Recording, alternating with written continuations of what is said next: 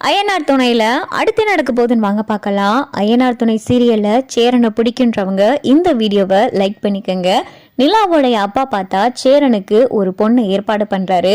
அதுவும் ரொம்ப கிரிமினலா வில்லத்தனமா யோசிச்சு இங்க வரக்கூடிய பொண்ணு இவங்க 4 பேத்தையும் பிரிக்கிறவளா, இந்த வீட்டையே சுக்கு நூறா உடைச்சு நொறுக்கிறவளா தான் இந்த வீட்டுக்குள்ள நுழையணும் அப்படின்னு சொல்லிட்டு மனோகர் பார்த்தா பயங்கரமான ஒரு திட்டம் போடுறாரு. நிலா கிட்ட மனோகர் சொல்றாரு, நம்மளுடைய வேண்டப்பட்ட ஒருத்தர் இருக்காரு, அவருக்கு ஒரே ஒரு பொண்ணு தான், அந்த பொண்ணுக்கும் மாப்பிள்ளை பார்த்துக்கிட்டு தான் இருக்காரு, என்ன எதுவும் சரிப்பட்டு வரமாட்டேங்குது நிலா அப்படின்னு சொல்லி மனோகர் பேசிக்கிட்டு இருக்காரு. அப்பதான் பார்த்தா நிலா சேரனை பத்தி சொல்றாங்க. ஆமாப்பா, சேரன் அண்ணாவுக்கும் நான் ஏகப்பட்ட பொண்ணு மேட்ரிமோனி ப்ரொஃபைல்ஸ்ல பார்த்துட்டேன், ஆனா எதுவுமே செட் ஆகலப்பா. அப்படி ஏதாவது செட் ஆகி வர மாதிரி இருந்தா கடைசி நிமிஷத்துல அதுவும் வேணான்ற மாதிரி ஆயிருது. என்ன பண்றதுன்னு தெரியல. சேரன் அண்ணாக்கு மட்டும் சீக்கிரம் கல்யாணம் ஆயிடுச்சுன்னா நான் இந்த வீட்டுல இருந்து மொத்தமா வந்துருவேன்ப்பா அப்படின்னு சொல்லி வாய் வார்த்தையா பார்த்தா இங்க நிலா சொன்னதும், என்னடா சொன்ன, மொத்தமா அந்த வீட்டுல இருந்து வந்துருவே அப்படின்னு சொல்லிட்டு மனோகர் கேட்டதும் அப்பதான் நிலா யோசிக்கிறாங்க. ஐயோ தெரியாம சொல்லிட்டோமே.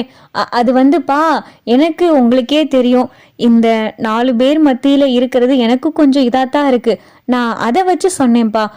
அவங்க ஒரு பொண்ணு வந்துட்டாங்கன்னா எனக்கு கொஞ்சம் கம்பெனியா இருக்கும்ல, அதை வச்சு நான் சொன்னேன் அப்படின்னு சொல்லிட்டு நிலா பார்த்தா அப்படியே சமாளிச்சுறாங்க. சரிடா, நம்ம வேணா என்னுடைய அந்த தெரிஞ்சவர் இருக்கார்ல அவருடைய பொண்ணவே நம்ம சேரனுக்கு கேட்க கூடாது அப்படின்னு சொல்லிட்டு மனோகர் சொன்னதும், என்னப்பா சொல்றீங்க, நீங்க கேக்குறீங்களா அப்படின்னு சொல்லிட்டு நிலாவும் கேட்கவும், அதெல்லாம் கேக்குறேன்டா, அவர் ஏற்கனவே என்கிட்ட சொல்லி வச்சிருந்தாரு, இந்த மாதிரி பொண்ணுக்கு மாப்பிள்ளை பார்த்துக்கிட்டு இருக்க ஒரு நல்ல இடமா இருந்தா சொல்லுங்கன்னு. நான் வந்ததுல இருந்து பாத்துக்கிட்டு இருக்கேன். சேரன் அவ்வளவு ஒரு நல்ல குணமான பையனா இருக்காரு. அவர் பேசுறதா இருக்கட்டும், அவர் சமைக்கிறதா இருக்கட்டும், இன்னைக்கு பிரியாணிலாம் அவ்வளவு சூப்பரா செஞ்சிருந்தாருப்பா. இதனாலேயே எனக்கு அந்த பையனை ரொம்ப பிடிச்சு போச்சு. அந்த பையன் ரொம்ப நல்ல குணமா இருக்காரு, அந்த பையன் பார்க்கவும் நல்லா இருக்காரு. அப்புறம் என்ன, நான் அவர்கிட்ட இப்பயே போன்ல பேசுறேன் அப்படின்னு சொல்லிட்டு நிலாவுடைய அப்பா பார்த்தா அவருடைய தெரிஞ்சவருடைய பொண்ணுக்கு ஃபோன் பண்ணி பேசுறாரு.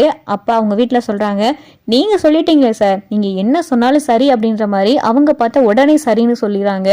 அப்ப மனோகர் வந்து நிலா கிட்ட சொல்றாரு, நிலா அவங்க வீட்டுல எல்லாம் சரின்னு சொல்லிட்டாங்க, நீ இங்க வீட்டுல எல்லார்கிட்டையும் பேசு, பொண்ணோடைய போட்டோவை நான் இப்ப அனுப்ப சொல்றேன், பொண்ணோடைய போட்டோவையும் சேரன் கிட்ட காட்டு, சேரனுக்கும் பிடிச்சிருந்துச்சுன்னா உடனே கல்யாணத்துக்கு ஏற்பாடு பண்ணிடலாம் அப்படின்னு சொல்லிட்டு மனோகர் சொல்லிடுறாரு.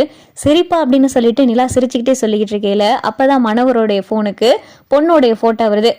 இந்த போட்டோ வந்துருச்சு. நிலா, இதுதான்ப்பா பொண்ணு அப்படின்னு சொல்லிட்டு மனோகர் காட்டினதும், நல்லா இருக்காங்களேப்பா, அழகா இருக்காங்க பாக்க அப்படின்னு சொல்லி நிலா சொல்லிக்கிட்டு இருக்காங்க.